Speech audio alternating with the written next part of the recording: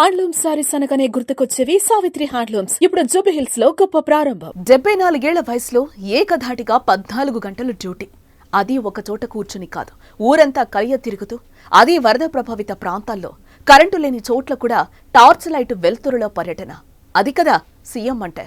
బిక్కుబిక్కుమంటూ భయంతో బతికే వాళ్లకు నేనున్నాను, కాస్త ఓపిక పట్టండి అంటూ భరోసా నింపుతూ పరిస్థితులను చక్కదిద్దుతూ అధికారుల్ని పరుగులు పెట్టిస్తున్నారు. విజయవాడలో వరద ప్రభావిత ప్రాంతాల్లో ఆదివారం మధ్యాహ్నం 2 గంటల నుంచి సోమవారం తెల్లవారుజామున 4 గంటల వరకు సీఎం చంద్రబాబు నిర్విరామంగా పర్యటించారు. ఆదివారం హైదరాబాద్ లో జరిగిన బాలకృష్ణ స్వర్ణోత్సవాలకు సీఎం హాజరవ్వాల్సి ఉన్నా వెళ్లలేదు. సహాయక చర్యలో నిమగ్నమయ్యారు. ముంపు ప్రాంతాల్లో పర్యటన తర్వాత చంద్రబాబు విజయవాడ కలెక్టరేట్ వెళ్లి నగరంలో పరిస్థితిని మరోసారి సమీక్షించారు. ఆ తర్వాత అర్ధరాత్రి 1 గంటకు ఆయన కృష్ణలంక ముంపు ప్రాంతాల్లో సీఎం పర్యటించారు. రక్షణ గోడకు సమాంతరంగా ప్రవహిస్తున్న 10.5 లక్షల క్యూసెక్కుల వరద నీటి ప్రవాహాన్ని పరిశీలించారాయన. ఎవరూ అధైర్య పడొద్దని, అందరినీ సురక్షిత ప్రాంతాలకు తరలిస్తామని హామీనిచ్చారు. త్వరలోనే సాధారణ స్థితి నెలకొంటుందని పేర్కొన్నారు. ప్రజలు ధైర్యంగా ఉండాలని ఆయన సూచించారు. విజయవాడ కృష్ణలంకలో ముంపు ప్రాంతాల పర్యటన తర్వాత ఇబ్రహీంపట్నం వెళ్లారు. అక్కడ వరద ఉధృతిని చంద్రబాబు స్వయంగా పరిశీలించారు.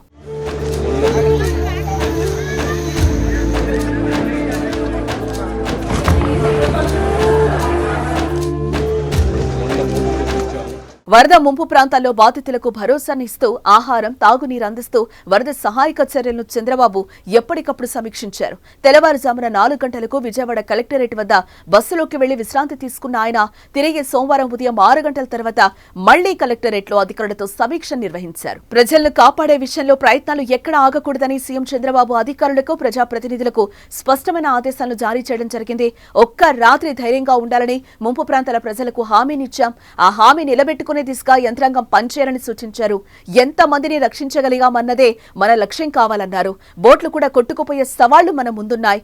బోట్లలో వచ్చిన వారిని తరలించేందుకు బస్సులు ఏర్పాటు చేయాలని చంద్రబాబు అధికారులకు సూచించారు.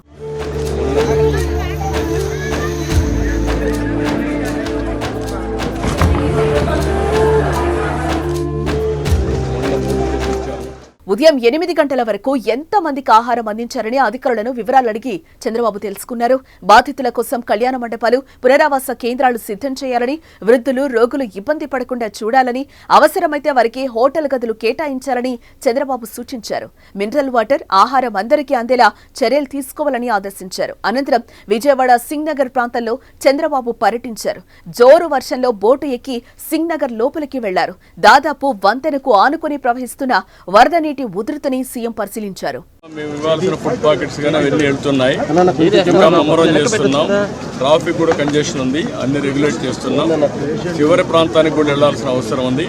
కొంతమంది పేషెంట్ కూడా ఉన్నారు, పిల్లలు ఉన్నారు, కొంతమంది ముసలోళ్ళు ఉన్నారు, వాళ్ళు కూడా తీసుకురావాలి. ఎవరు కూడా ప్యానిక్ రియాక్షన్ అవసరం లేదు. అందరూ ఓపిక పట్టండి. 1 గంట 2 గంటల్లో అందరం ఓపికగా ఉంటే ఇంకా తొందరగా పనులు అవుతాయి. అన్నీ చేస్తానని అప్పీల్ చేస్తున్నా. ఇక్కడే ఉంటా, కంట్రోల్ రూమ్ని యాక్టివేట్ చేస్తున్నా. ఎంతవరకు చేయగలుగుతామో అన్నీ చేసి అందరిని ఆదుకుంటాం.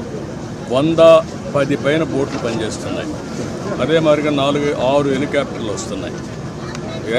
ఒక హెలికాప్టర్లో ఫుడ్ పెట్టడం కానీ, లేకుంటే బోట్లో తీసుకుపోవడం కానీ, పేషెంట్లు తీసుకురావడం కానీ ఇవన్నీ జరుగుతున్నాయి. వర్షం కూడా పడతా ఉంది, అయినా కూడా ఎక్కడ ఆపరేషన్స్ ఆపం, అన్ని విధాలు.